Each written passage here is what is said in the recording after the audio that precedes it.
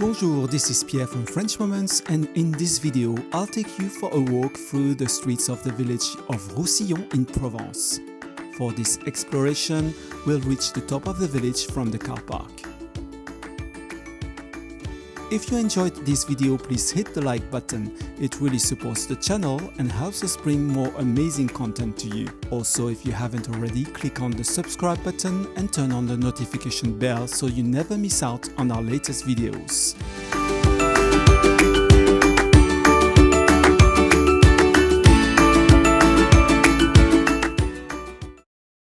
Let's start the tour from the Parking des Ocres to the south of the village. To begin with, we'll admire one of the most stunning views of the hilltop village and also one of the most famous. It's not uncommon to find painters or sketch artists setting up here for their compositions. Several paid car parks on the outskirts help limit the number of cars in the village center. The car park des Ocres, where I parked my car, is the most convenient for exploring the village and visiting the Ocre Trail. But there is also the Sablon car park to the west for those coming from Gordes, and the Saint-Michel car park to the north at the bottom of the valley. Roussillon's fame comes from its land imbued with oxides whose shades cover the entire spectrum from dark violet to almost green-yellow, including a complete range of reds, pinks and oranges. That's why it's best to visit Roussillon at the end of a blue sky day when the sun brings out the reds, oranges and yellows of the facades. The facades of the houses are more colorful here than anywhere else in Provence. This makes Roussillon the second most visited village in the Luberon after Gordes. Let's now turn right and follow Rue de la Poste. Roussillon also has the title of Most Beautiful Village of France. The Plus Beau Village de France is a French association and a certification brand created in 1982, which brings together a network of 176 villages by the end of 2023. Other neighboring villages in the network are Gordes and Ménherbe. On the left is the tourist office, where you can find a map of the village and other tourist information.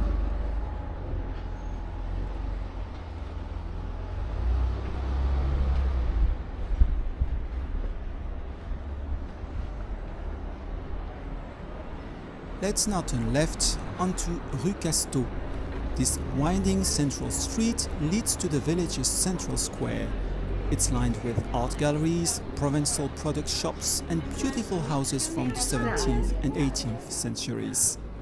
The village of Roussillon is a continual delight with its narrow streets and interlocking houses whose ochre-washed facades compete in color and harmony. We arrive at the most beautiful square in the village, the Place de la Mairie, the Town Hall Square. This square is the busiest and most lively place in Roussillon with its terraces and shops. But for a superb view of the square, we'll go up to the Belfry Terrace. And then there are the galleries where artists and potters display their creations.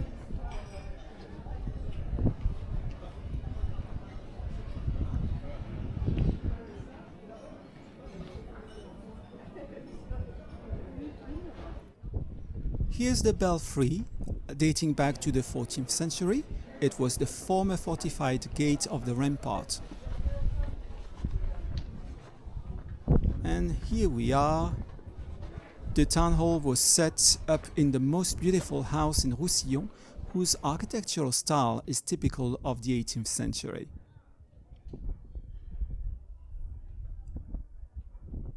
Almost nothing remains of the medieval city walls, and over time people dismantled these walls to take the stones, and furthermore landslides on the hill have seriously damaged what was left, especially during the major landslides of 1923 and 1925, which also destroyed the presbytery garden.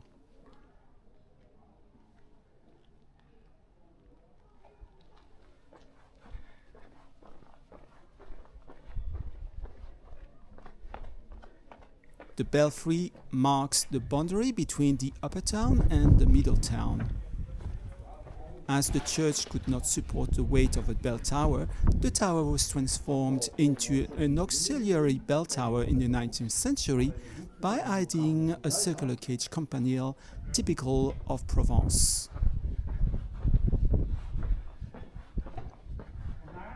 And the sundial was installed in 1859 facing south at the place where it's hardest to see from the village. Later the clock was put in the same place, so to see the time you always have to crane your neck and look up. We are approaching the top of the village, and here on the right is the Saint-Michel church with its beautiful 17th century facade. Its construction on the edge of a cliff, which has a natural tendency to collapse during heavy rains, has caused it a lot of trouble. It was even closed for a few years around 1865 while attempts were made to stop its base from falling. We arrive at Place de la Forge. This area is where the castle used to be. The discovery of several remains led historians to believe that this place could be the old courtyard of the castle built in 987.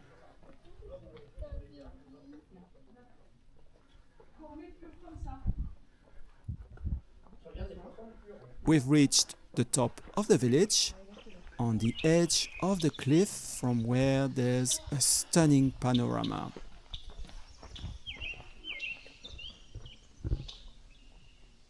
The orientation table will help you recognize the main sites of the Luberon, including the perched village of Gordes, as well as Jucas and Saint-Saturnin-les-Aptes. From here, there's a superb view of the Mont de Vaucluse and the whitish peak of Mont Ventoux in the distance.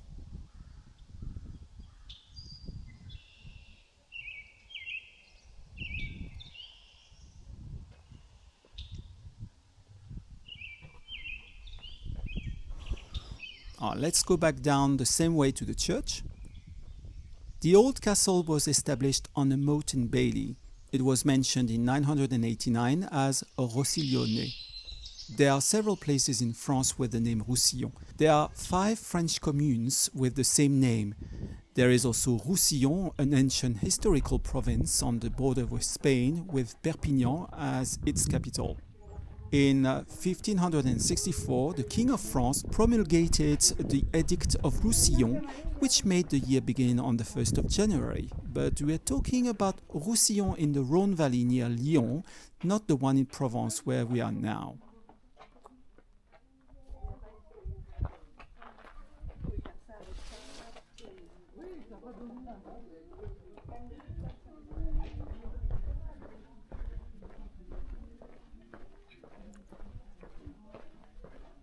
Let's take the small lane of Rue de la Bistourle on the right. Well, thank you for your advice.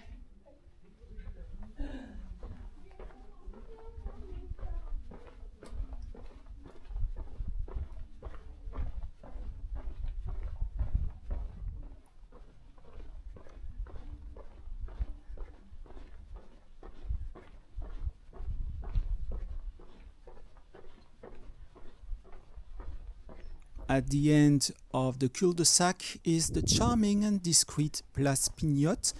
This square gets its name from the distribution of small bread rolls in the shape of pine cones called pinottes. It was an alms distributed to the poor established in 1316 by Pope John XXII.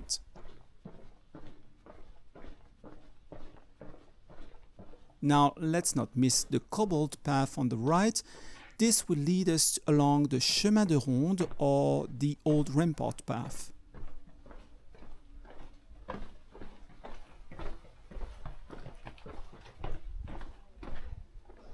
From there's a superb view of the rooftops of Old Roussillon and the surrounding countryside.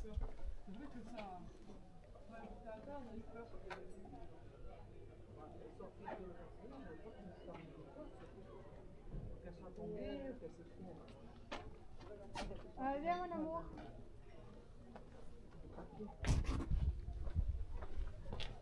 It was in Roussillon that Samuel Beckett took refuge while fleeing the German police. He mentions it in his play Waiting for Godot.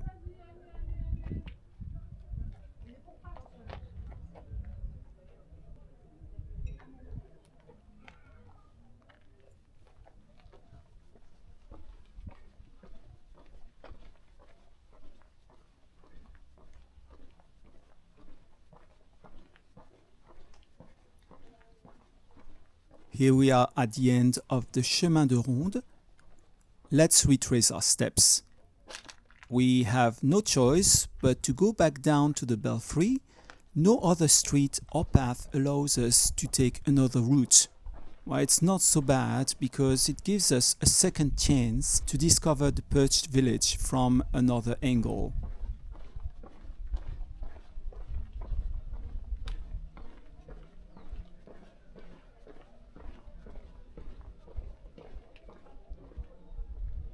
The site of Roussillon seems to have been occupied for millennia, and in particular by the Greeks. It is even claimed that they founded a first village around 450 BC and introduced the vine and the olive tree into the Luberon.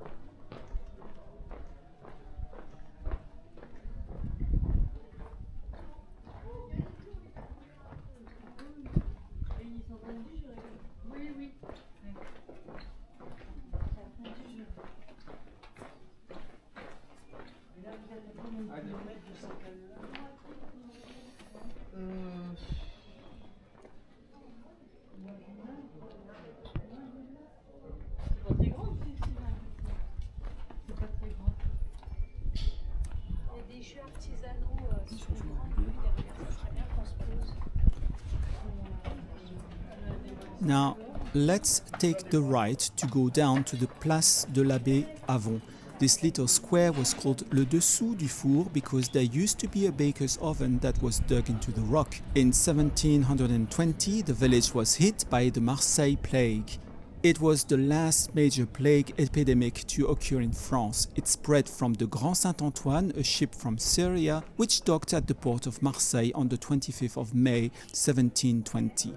The plague spread in Provence, killing about 100,000 people out of a population of 400,000. Abbé Avon devoted himself to the population, who honored him by naming a square after him, Place de l'Abbé Avon. We will take Rue des Lauriers.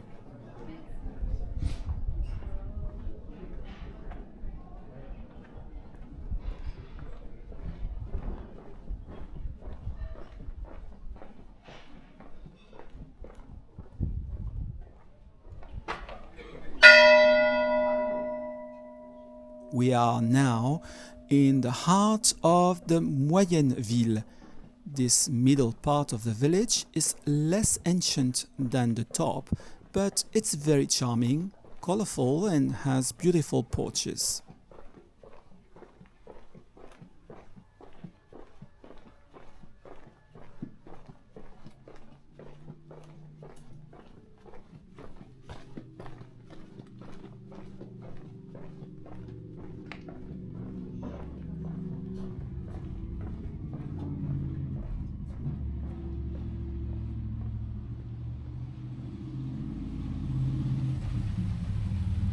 At the end of Rue des Lauriers, we'll take a left onto Rue des Bourgades to head back towards Place du Pasquier.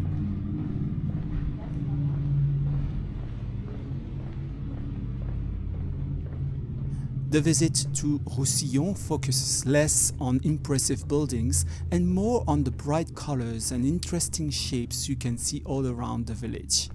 You'll notice lots of colorful details like flowers in glazed pots, a blue wheelbarrow, trompe-l'oeil paintings, as well as balconies and wrought iron railings, among other things.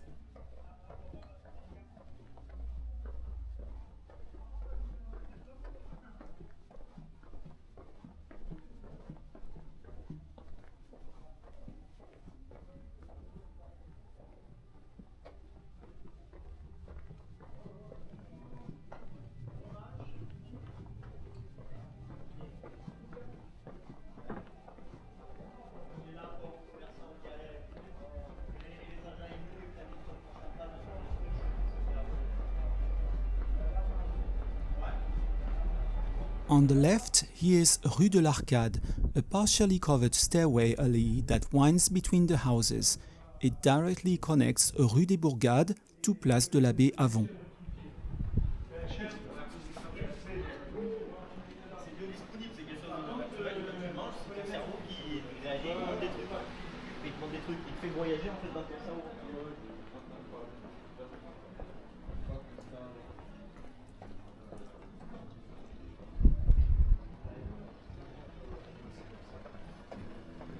And we arrive at Place du Pasquier. This square was originally a grazing area. The place was transformed into a square to host the village's 7 annual fairs. Towards the end of the 19th century, it became the courtyard of the communal school before being transformed into a car park. Here in front of us are some of the most photographed houses in the village. It's easy to understand why, because the ochre colors of the facades are sublime. The weekly Provençal market takes place here every Thursday morning. At the end of the square, we join the path by which we came down from the car park.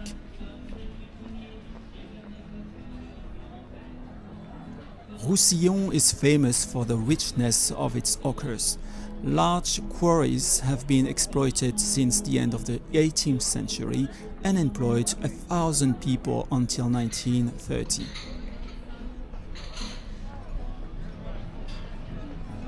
In the next part of the video, I will show you some scenes from the ochre trail nearby.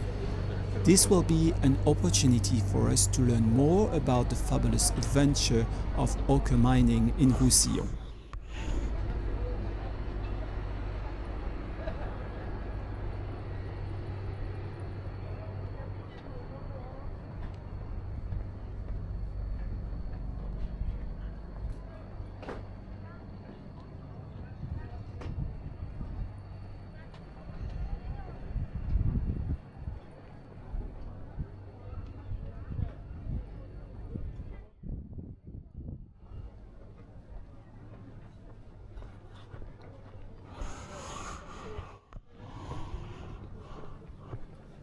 We have arrived at the ochre car park at the end of our village walk. The ochre trail is a paying site that can be accessed from a lane that starts at the Parking des Ocres and runs alongside the cemetery. It takes a 10-minute walk from the village. The wooded path is laid out in former quarries. There are 2 route options, a short 35-minute loop, a long loop lasting 15 minutes. The site of the Chaussée des Géants, or Giant's Causeway, is spectacular with its fairy chimneys. The Discovery Trail is dotted with information panels.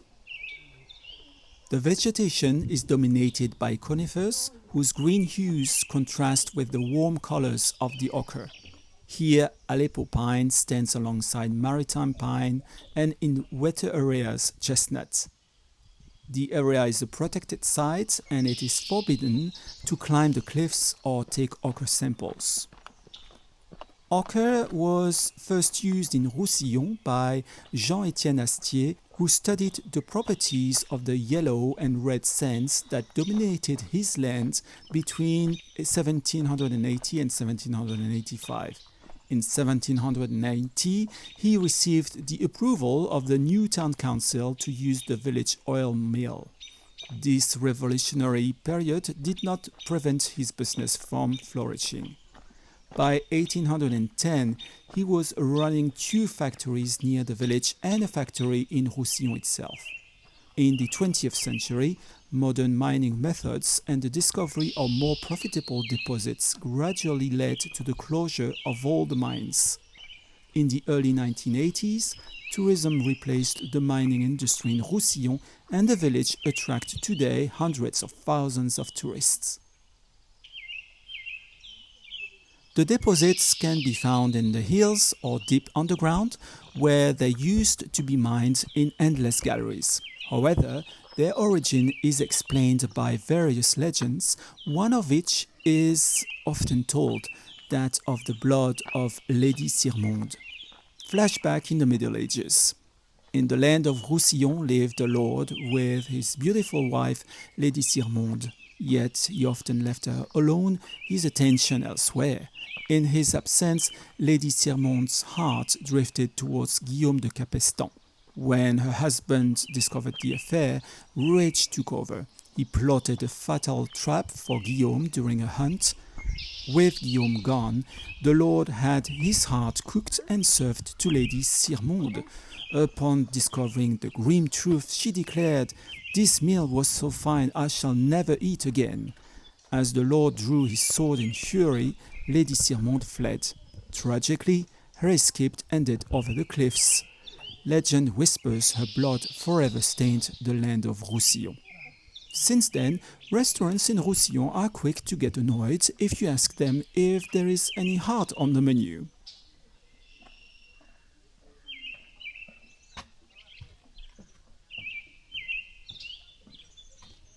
Anyway, you can't help but marvel at the dazzling colors and unusual landscapes shaped by 2 centuries of ochre quarrying and the passage of time.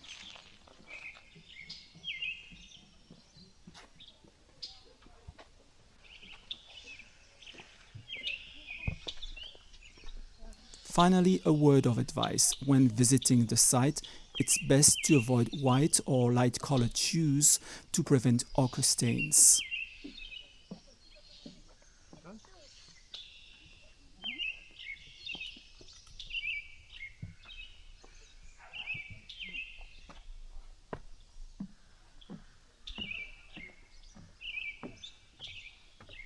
If you're watching this on YouTube and you've been to this part of Provence, I'd love to hear about your experiences in Roussillon.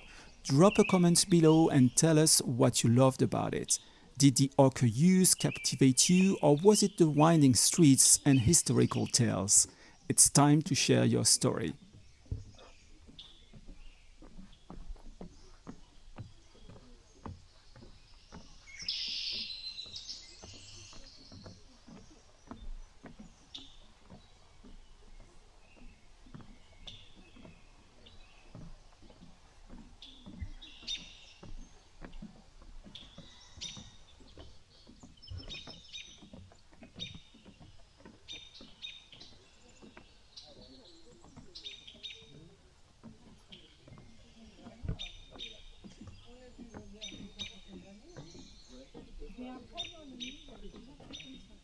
Le sol était déjà comme ça.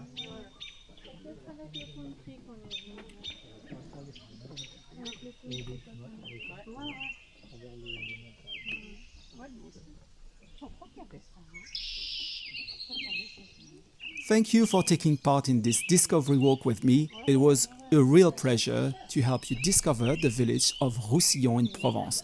I'll see you soon for other adventures. À bientôt!